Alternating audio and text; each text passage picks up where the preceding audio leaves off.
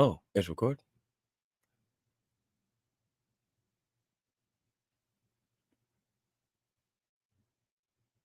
Oh, I'm sorry. I'm sorry. Didn't know y'all was paying attention. I was reading something on the side. I'm I'm so excited at the same time, not really excited. The game came on yesterday. I got updates today. What's going on with these Cavs? I don't know. And I'm not talking about the Cleveland Cavaliers. I'm talking about the Cavs on the special runners that we have for the San Francisco 49ers. Stick around. Let's do it. Here to bring you the facts, data, and statistics up close and personal. Letting you decide if it truly is hate or debate. Pulls off three-pointer.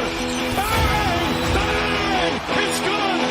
Wins the game at the buzzer! Oh my God! They know that! Are you kidding me?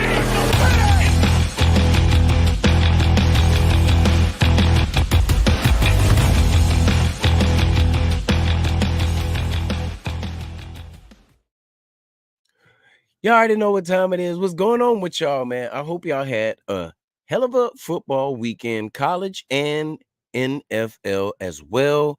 Monday night football is on its way. It's in the works. It's going down right now. So I went ahead to go ahead and do something real quick and give my analysis about yesterday's game for the halftime. Why y'all got time to watch today? Why not give y'all the update right now? I'm doing this. It's crazy. Okay, so Mason, let's start with him. I'm not going to get on Kyle Shanahan about the game that was called. Matter of fact, let's do this. Kyle Shanahan up first. The game that he called yesterday to me, I think it could have been a bit more open. I think it could have used less time on the clock because we were down. It, to me, felt like he's only used to playing in the lead. And I'm not trying to talk bad about him because I don't know what it takes to be an NFL football coach, high school, middle school, none of those things. That's not my thing. But just watching the flow and the pace of the game, I know our receivers take a while to get open. None of them can really beat man coverage. And as meticulous and unique of a coach that Shanahan is, he didn't run any trip sets or anything to get those guys a little bit of separation while they were doing their different things. It seemed like he just switched to more passing instead of running when our running is what always opened up our passing. And from that, I'm going to talk about some of the players. Mason had 100 yards for 20 carries. Now, you remember last week for 28 carries, he had 147 yards. So I think he could have did that with those 8 more carries and at least scored in positions where we were supposed to, like all those fourth downs we went for and passed it. I mean, you got a guy that falls down for 5 yards and you're passing it. I mean, it was hard for me to watch. It was hard for me to watch because I'm a fan. Let me get myself together. I'm a fan, so it was really, really hard to watch. But at the same time, it's a learning experience. And I don't take this out on the guys or want this to be like, yo, I'm abandoning ship. Yeah, I did burn my hat yesterday. I burnt that hat because, like I said, the last 2 losses that my team got, it was wearing that hat. I love that hat. I love that hat. I loved it. You saw it after the whole thing burned. The San Francisco was still holding on. I wish I would have cut it out and just put it on something, man. Hindsight's 2020. We're moving on. 100 yards from Mason, and out of that 100 yards, only 28 of those came in the whole second half. Not gonna elaborate. Not gonna let you guys sit on that. We're gonna keep it moving, man. I think all around San Francisco, offensively and defensively, did a horrible job on third downs. We couldn't get off the field on defense, and we couldn't stay on the field on offense. Not like last week, but at least last week we were in scoring range. You know what I mean? Brock Purdy had 310 yards. Yes, he did. Yes, he did. He had a touchdown and an interception. I think it was like two of them, but they called one of them as a fumble. So Brock, he did his thing. Brock, he was all right. Like I said, 310 yards, a touchdown, an interception. I think that was pretty good because some of his passes it was good. He was trying to stay in the pocket. It reminded me of Jimmy the year after he lost the Super Bowl. And I'm not saying it as in lost it as you. It was, well, Jimmy it was, but Brock, I'm not saying this like you, but it's like you're trying to stay in the pocket where I know a lot of the left side, it looked like yesterday they were getting pushed into you, but he was getting pushed into the spot where you normally would roll out. So I'm not going that way with that. I'm going with you on that, Brock. You got sacked 6 times because you were trying to stay in the pocket. I remember one of those plays, you eyeballed Debo down right across the middle, wide open. Wouldn't pass it to him. There's no Christian McCaffrey, but there is a back playing in his place, and he can catch too. Every check down that I watched, countless plays, you didn't go to Mason at all on any check downs. He was open. I watched his route. He blocked. He ran through. He studies McCaffrey. He studies with you while doing it. You got to have that confidence in him. If that works with you when McCaffrey's there, use him to open it up. Use him to open it up. They're not the same player at all. And I wouldn't put that on McCaffrey. I wouldn't put that on my man Mason. JP, he's a hard runner. I was looking at some of the plays today on the All 22 on how he's twisting and turning and diving even just to make sure this dude is doing whatever it takes to get yards. He knows it's on him. Let's get him some help. Let's get him some help. You know what I mean? Let's get him some help. We had 2 drives that ended on 4th down conversion failures. One of the 4th down failures, conversions, was like almost half field. The other one was like on the goal line.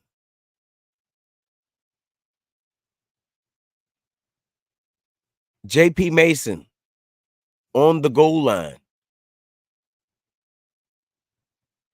For this specific play, I would have probably, me being just trying to be like Kyle, and this is just like on some fantasy draft crazy stuff like here. But I'm just saying, Dominic Pooney is doing his thing. Trent Williams doing his thing. And if we're establishing we're going to do a run, I'd put both of them on the side just to go ahead and get that 1 yard. Come on, man. It's like our version of the tush push. Get out of here. You got then the best left tackle. Then you got a solid left guard. Those two can hold that spot long enough for, man, come on, man. JP Mason. All right. I'm moving on. The defense couldn't get off that field. Mooney Ward spoke about it. Said he wasn't happy with not being able to shadow the best player. That's what he's been doing. We've watched him do it. That's what he's been doing. That's what he's great at doing. Whatever it was that they were trying to do with him versus Minnesota, that was trash. That was trash. Don't do that no more this year. Don't do it. He earned that right. I don't know if you guys are trying to, it seemed like with everybody on the team so far that I spoke about, it's like you're trying to hold them back from being the best people they can be so they don't get paid this year. You're not going back to the Super Bowl saving stuff. You need that first seed. You need it. You know it. You saw it last year. Even with the first seed, you couldn't put it away because of your coach and some other things. But Fred Warner spoke out. Said it's too many. I'll get it next times and all of those. He said even himself. This is Fred saying this when he's the one who held this football team in the game single-handedly. Single-handedly. 2 forced fumbles. What, 2 interceptions, something like that? Fred is out here.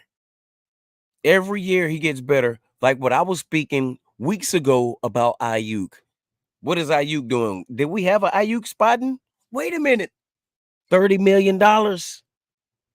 4 catches. 40 yards. 4 catches. 40 yards. Brandon Ayuk. Before we get on to that, I'm going to give a shout out to my sponsors. Blonde Fury at Fury Bro Studios and Kevin Moore and the family down there at Planet Vapor. For all your vaping needs. Fury for all your recording needs.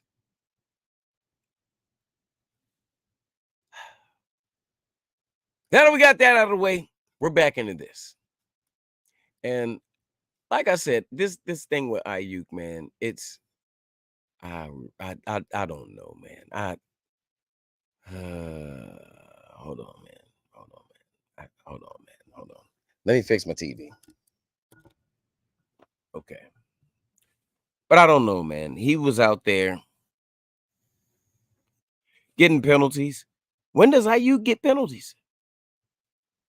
He's getting penalties. Debo's getting penalties. When do they get penalties holding?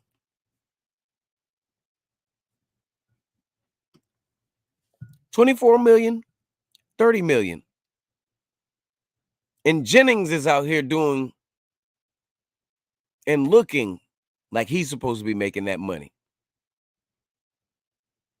I'm looking at y'all eye to eye right now. There's no way you can tell me Debo or Ayuk or both of them combined are doing what Jennings has always done.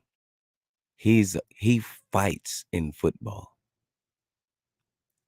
That's like Mason. He fights in football. This guy is come to play. Next year, when they lose this dude, or whenever his contract's up, I think it was 1 year, when they lose this guy, because they're not going to be able to pay him. You gave Ayuk too much money. He said, yeah, I'm at 85%. That's 85%, man. No separation. You supposed to be in shape, not just for this, but you're getting the bag. Are we going to have 4 years of this right here? I'll trade your ass tomorrow. I don't care. Yeah, I still got on the work shirt. You already see what it says. I don't care. But this game, it was pretty crazy. Update, Christian McCaffrey. They said they put him on IR, so they was asking 6 weeks, 4 weeks. Kyle, they asked him, he said he doesn't know. McCaffrey doesn't know. No one truly knows how long it's going to take. So my thing is with this, you extended him. Moving on. Debo Samuels, strained calf, out for a couple weeks. You extended him, and you worked him. Brandon Ayuk, $30 million extended him. Look at what he's doing. The Yorks, they're not happy. I can't blame Lynch for this because Kyle brought him aboard. He's got to back Kyle and everything. But It's time to get this thing rolling. You can't really judge this and the 49ers off of 2 games, what it's gonna look like, because you remember we went, I think it was, what, 1-3, something like that. We went not 1-3, but we went on that 3-game losing streak last year. Everybody was jumping ship, saying who did what, who didn't, and all of these things right here. But what it all came down to, everybody just needed to come together. Whether it was the players, the coaches, the front office, it doesn't matter. But next year, we're not going to be able to have this. Demo and Charvarius Mooney Ward, we're not going to be able to afford them because of Brandon Ayuk. So I need him to put up these numbers to get this ring this year. I need you to do your work, because these guys are good enough and they're great enough to get the bag that you got, when you could have got that $26 million that they offered you, to 24 from what you're doing right now. And, I mean, that's 10 million more than where you were. You never really had speed. You were a great route runner. You were the best on the team. So that means if Debo's getting 24, you can get 25, 26.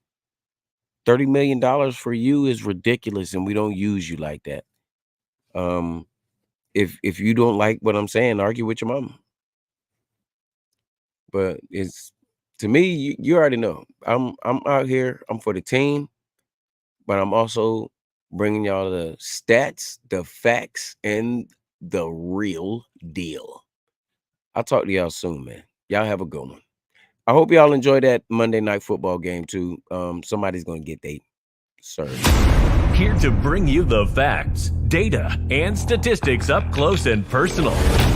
Letting you decide if it truly is hate or debate. Pulls off 3-pointer.